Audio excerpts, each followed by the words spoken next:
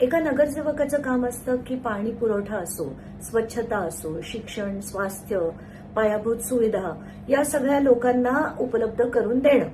तर आताच्या घटकेला मला खरंच प्रश्न पडतो की अजित पवार गटाच्या लोकांनी ज्यांना तिकीटं दिली त्यातलं पहिलं म्हणजे आपण आंदेकर म्हणू की त्यांच्या दोन महिलांना तिकीट दिली जे जेलमध्ये. तर जेलमधून या सगळ्या गोष्टी ते नागरिकांसाठी कशा करणार आहेत. तर नंतर बापू नायर असो किंवा गजा मारणेची पत्नी असो, ही सगळी गुंड माणसं या सगळ्या गोष्टी म्हणजे स्वच्छता, गटर साफ करणं, पाणी पुरवठा करणं या सगळ्या गोष्टी करणार आहेत का.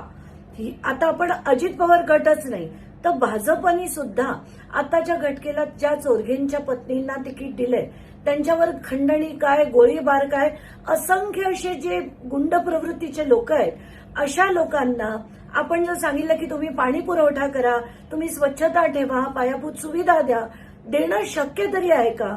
तर हे राजकारणात चाललंय काय, राजकारणात चाललंय काय आणि कधी भानावर येणार हेच मला आता कळेनासं झालंय.